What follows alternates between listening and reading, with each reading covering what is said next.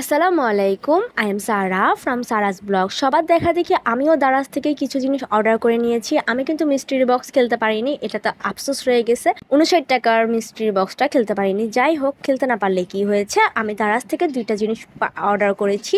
তো ওই দুইটা জিনিস কিন্তু আমার অলরেডি বাসায় চলে এসেছে। তো এখন আমি আপনাদের সামনে আনবক্সিং করছি। আসলে কি আমি ঠিক মতন প্রোডাক্ট পেয়েছি? আসলে কি আমাকে রিয়েল প্রোডাক্টটা দিয়েছে? যেটা আমি আসলে দেখেছিলাম সেটাই কি পেয়েছি?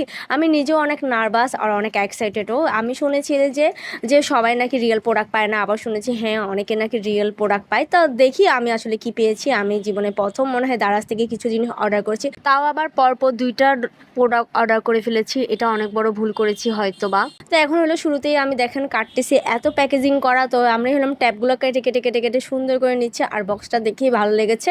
তো এবার চিন্তা করতে থাকেন এর বক্সের ভিতরে আসলে কি থাকতে পারে। দারাজ কি আমাকে সারপ্রাইজ দিয়েছে নাকি আমি যেটা দেখেছি সেটাই আসলে পেয়েছি। আমি নিজেও কিছুটা সারপ্রাইজ আসলে দেখার পর আমি নিজেও অনেক অবাক হয়ে গেলাম যে দারাজ আমাকে কি দিল, এটা কি দিল, সত্যি কি এটা আমি সত্যি দেখতেছি নিজ চোখে যে আসলে এটা দিয়েছে। তারপরে দেখেন আমি খোলার পর দেখি যে ওরে বাবা, এখানে দেখে আবার করা, এটা আমি কেটে নিচ্ছি। তো আমার ছোটো বোন বলছে এটা বেশি করে কেটো না, এটা ওই ফুটাতে ওর নাকি অনেক ভালো লাগে। তো আমি কেচি দিয়ে কেটে নিচ্ছি। এখানেও দেখি দারাজ লেখা, তো আমি এটা সুন্দর করে কেটে নিচ্ছি। আর আপনারা তো বুঝতেই পেরেছেন এটা সুন্দর একটা বক্স দেখা যাচ্ছে। আমিও খুব এক্সাইটেড এই বক্সটা দেখে। তো আমি চিন্তা করলাম নিশ্চয় মানে ভালো কিছু পেয়েছি, ভালো কিছু পেয়েছি। তো আমি বিসমিল্লাহ বলে বলে খুলছিলাম, আর এই প্যাকেজটা এভাবেই খুলে নিচ্ছি। এই যে দেখেন কি সুন্দর একটা জিনিস পেয়েছি, ওয়াও!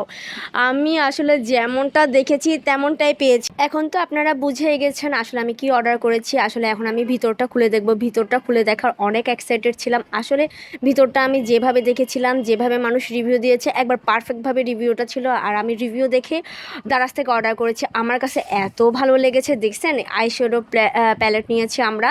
তো এখানে সুন্দর মতো আমি আপনাদেরকে সুন্দর করে দেখাচ্ছি। এটার প্যাকেজিংটা সব কিছু মিলে আমি যেমনটা দেখেছি আলহামদুলিল্লাহ তেমনটাই পেয়েছি। আসলে দারাজ থেকে নকল কিছু পেইনি, একবারে অথেন্টিক প্রোডাক্টটা আমি পেয়েছি। রিভিউ দেখে শুনে তারপরে আমি অর্ডার করেছিলাম।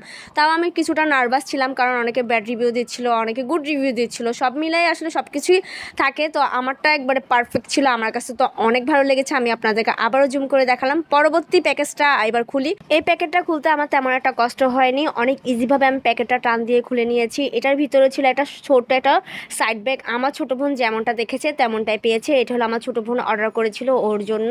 তো এটা সাইড ব্যাগ ছিল। এটা ও রিভিউ দেখেছে, রিভিউ দেখে ও যেমনটা চেয়েছে তেমনটাই পেয়েছে। ও হোয়াইট কালার চেয়েছে, হোয়াইট কালারটা পেয়েছে। তারপর হলো আমি ভিতরে চেম্বারটা একটু খুলে দেখাচ্ছিলাম। এটার ভিতরে স্পেস আছে হুইজ, আর এটা লম্বা বেল্টও আছে। এটা মানে কম টাকা কম প্রাইস অনুযায়ী একবার পারফেক্ট ছিল, আমার কাছে ভালোই লেগেছে। ঠিক আছে, সব কিছু একবার পারফেক্ট হয়েছে, মানে দারাজ থেকে কিছু কিনে আমি আসলে ঠকিনি। তো আজকের ব্লগটা এই পর্যন্ত, ভালো থাকবেন সবাই। থ্যাঙ্কস ফর ওয়াচিং, আল্লাহ হাফেজ।